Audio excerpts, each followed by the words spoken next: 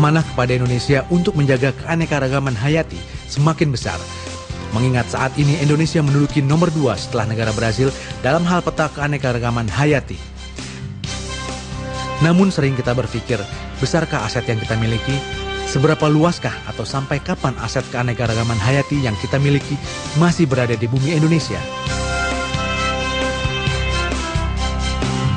Manusia sering memanfaatkan kekayaan alam secara berlebihan dan tidak terkontrol. Dengan dukungan IPTEK, sangat membantu di dalam memonitor sumber daya hayati yang berkelanjutan di samping kebijakan.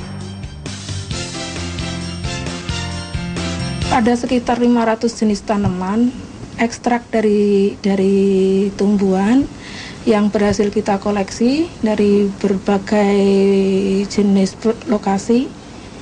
Kemudian ekstrak itu kita screening untuk aktivitas antioksidannya. Apakah ekstrak tumbuhan tersebut mempunyai aktivitas atau tidak? Dan aktivitas itu tinggi atau tidak gitu. Jadi kita menyeleksi untuk jenis tanaman yang mempunyai aktivitas antioksidan tinggi. Karena ekstrak yang mempunyai sifat antioksidan itu bisa digunakan untuk obat, misalnya sebagai anti kanker, proses penghambatan penuaan, untuk juga jantung, karena bisa juga bersifat anti kolesterol.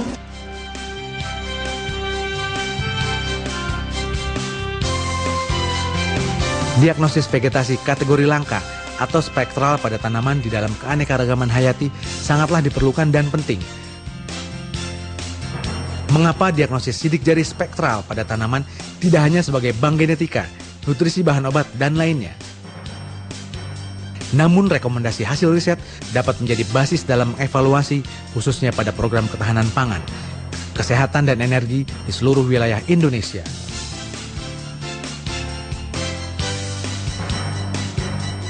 Pada saat ini kami konsentrasi untuk mengeksplorasi potensi bakteri untuk produksi pangan fungsional dan juga bahan dasar untuk obat-obatan.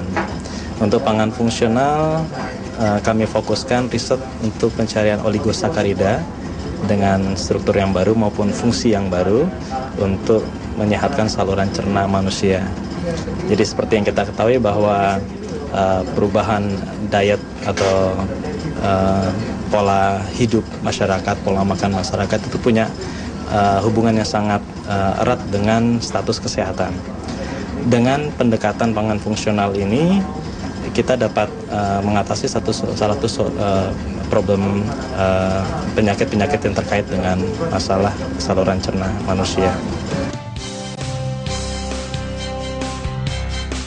Keanekaragaman hayati sejatinya telah dikenal membawa dampak yang besar. Tidak hanya mampu menjadi sumber ekonomi, namun melalui pengungkapan bioprospeksi, upaya untuk mengetahui kandungan kimiawi baru pada makhluk hidup seperti yang dilakukan pada puslit biologi LIPI. Penelitian melalui mikroorganisme berbahan tepung sagu berpotensi sebagai probiotik. Mulai dari tahapan awal yaitu kita mencari mikroba yang punya potensi menghasilkan produk oligosakarida yang baru atau mirip dengan yang ada di komersial. Sebagai contoh adalah fructooligosaccharides yang pada saat ini kita coba kembangkan menggunakan basis mikroba Aspergillus oryzae. Mikroba ini sebenarnya mikroba yang sudah sering kita temui sebagai starter dari kecap. Jadi kita dapat katakan ini merupakan isolat lokal. Jadi kita ingin mengembangkan potensi lokal, isolat lokal dengan menggunakan bahan dasar lokal menjadi suatu produk oligosakarida yang bersifat lokal juga. Kedepan, melalui penelitian potensi bioprospeksi, sebenarnya tidak hanya di habitat alam asli saja, namun juga di lingkungan sekitar banyak yang dapat dilakukan untuk penelitian. Dan tentu saja kondisi alam Indonesia merupakan kawasan yang dapat tumbuh dan berkembang. Namun rahasia dan manfaatnya banyak yang belum terungkap.